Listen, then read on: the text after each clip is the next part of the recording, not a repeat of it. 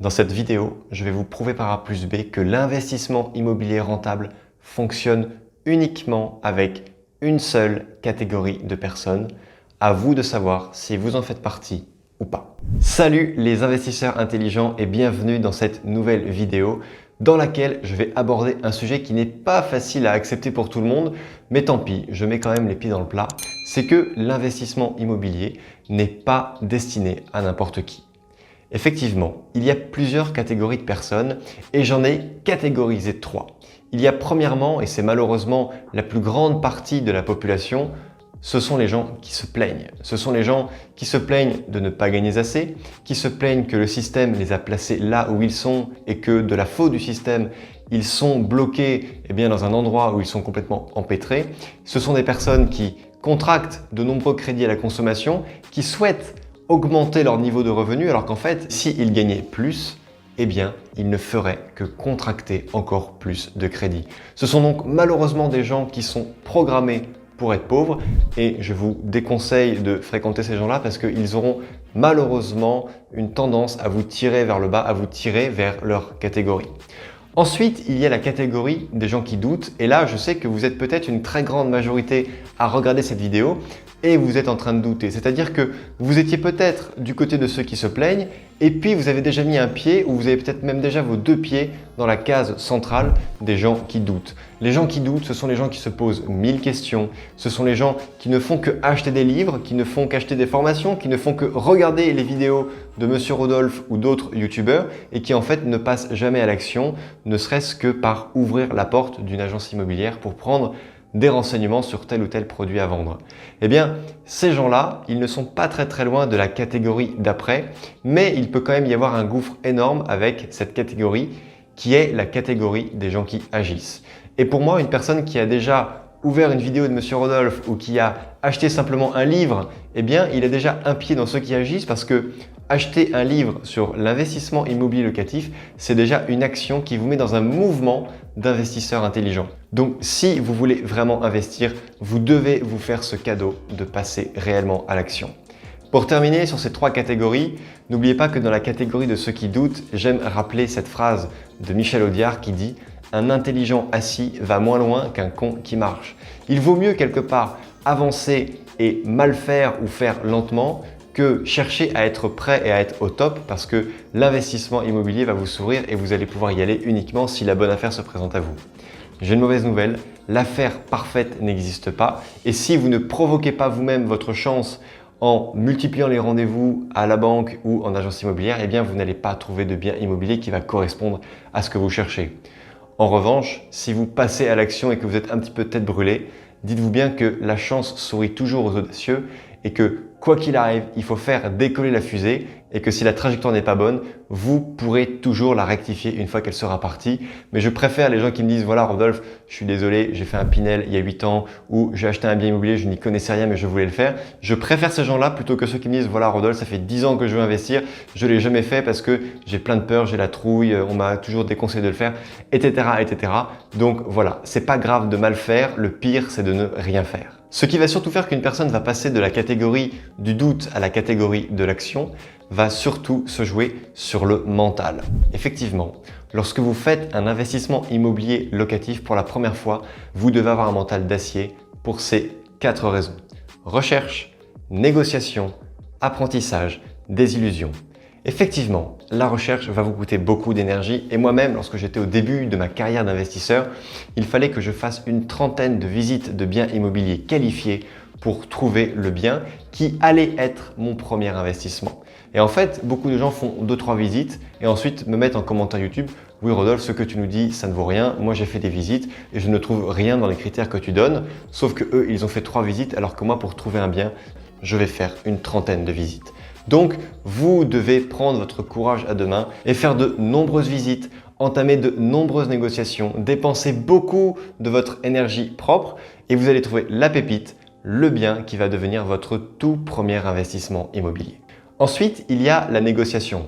Lorsque vous allez faire la négociation, le bien est à vendre 200 000 € ou vous en voulez 150 000 €, vous vous mettez d'accord avec pour 170 000 euros.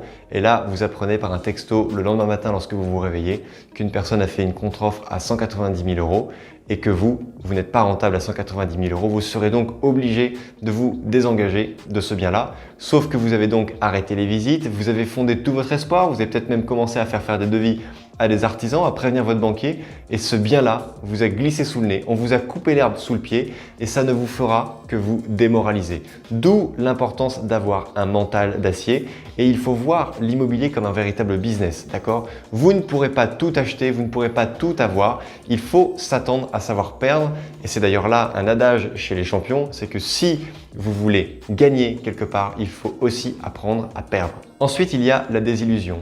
La désillusion, c'est lorsque vous pensez être capable de pouvoir acheter un immeuble de rapport à 1 million d'euros, alors qu'en réalité, vous êtes au SMIC et vous êtes seul et vous n'avez qu'une toute petite épargne. Vous avez des banquiers qui vont vous rire au nez. Moi, mon conseil, allez d'abord voir votre banquier et demandez-lui quelle est votre capacité d'endettement, combien il peut vous prêter. Et ensuite, une fois qu'il vous aura donné une enveloppe, un chiffre, cherchez des biens qui sont entre 20 et 30% au-delà de ce chiffre et cherchez vraiment à les négocier. Ensuite, vous n'aurez qu'à appliquer les autres méthodes pour trouver le meilleur financement possible pour votre projet. Et la désillusion peut également provenir d'une fiscalité qui est mal maîtrisée. Vous pensez que vous allez gagner 1 000 euros par mois de loyer sur l'investissement, mais vous n'avez pas comptabilisé le coût de la fiscalité ou tout simplement, vous ne la maîtrisez pas. La désillusion peut se soigner par l'apprentissage, la connaissance et la maîtrise de tous les paramètres qui gravitent et qui gèrent un bien immobilier. Et ensuite, il y a l'apprentissage. L'apprentissage, c'est quelque chose qui peut être long parce que l'investissement immobilier a besoin de beaucoup de connaissances pour être parfaitement maîtrisé. Il y a plein de petites choses à savoir et c'est le rôle que je me donne au travers de ma chaîne YouTube de vous aider au quotidien dans tous vos questionnements d'investisseurs en devenir. Et enfin, le mental d'acier est également nécessaire pour faire face aux aléas. Car je suis certain que si vous êtes au début de votre carrière d'investisseur et que vous allez acheter un appartement par an entre l'année 2020 et l'année 2060, ce qui fera 40 appartements, vous allez forcément tomber sur des écueils et vous n'allez pas avoir un parcours d'investisseur uniquement semé de réussite. Il y aura forcément quelques embûches et ça ne fera que enrichir le parcours. La première embûche que vous pourrez rencontrer, et ça c'est le jeu malheureusement, c'est le refus de prêt. Vous êtes sûr et certain que votre situation vous permet d'emprunter largement 25 ans, 3 ans de report, acte en main, pas de frais de notaire, bref, on vous verse un boulevard, etc. Vous pensez que ça va être simple, alors qu'en fait non. Il faut préparer un dossier bancaire en béton armé. Il faut être surpréparé pour ce rendez-vous parce que vous venez emprunter une somme d'argent très importante et malheureusement, trop d'investisseurs pensent qu'ils sont bankable, que les banques vont les suivre forcément, alors qu'en fait, ils sont complètement impréparés et les banquiers ne vont jamais leur prêter d'argent. Ensuite, il y a le risque du mauvais locataire. Lorsqu'il y a un mauvais locataire, malheureusement, on occulte qu'il y a des dizaines de milliers et que 99% des locataires sont de bons locataires qui payent rubis sur ongle leur loyer aux dates prévues. Mais vous connaissez cette citation, un arbre qui tombe fait plus de bruit qu'une forêt qui pousse. C'est exactement pareil avec l'immobilier et les loyers. C'est comme les accidents de la route. On vous dit hier, il y a eu 1500 accidents de la route en France, mais on ne vous a pas dit qu'il y avait 25 millions de personnes qui ont pris leur voiture et qui n'ont eu absolument aucun problème. On va se focaliser vraiment sur ce qui fait mal, sur ce qui fait peur, sur ce qui va vous terrifier, alors qu'en réalité, si vous faites partie des 1% de ceux qui ont eu des problèmes avec leurs locataires, c'est peut-être parce que vous n'avez pas respecté certaines règles de base. Un autre écueil, c'est celui de tomber dans le découragement face à la difficulté à trouver un bien. Il y a des méthodes pour cela. Elles sont infaillibles, vous devez simplement être parfaitement organisé et appliquer point par point certaines méthodes que j'enseigne, soit en formation, soit dans mon contenu gratuit que je vous livre régulièrement sur YouTube. Un autre écueil serait de tomber dans les lourdeurs administratives et fiscales. Je ne sais pas si vous vous en rappelez, mais en France, nous sommes réputés pour avoir une lourdeur administrative très importante. On a même un ministre qui a souffert de phobie administrative. Mais pour l'immobilier, je vous rassure, il y a certes des autorisations à demander, des demandes de travaux, des permis de construire à déposer, des autorisations fiscales, des changements de destination à faire, etc. Mais vous ne devez pas avoir peur parce qu'il y aura toujours un spécialiste qui sera là pour vous épauler. Ça peut être un architecte, ça peut être un notaire, ça peut être un expert comptable ou quatrièmement, le service de la mairie qui pourra vous aider dans toutes vos démarches. Ce sont des gens qui sont payés pour ça, c'est leur compétence, ils sauront répondre à vos questions.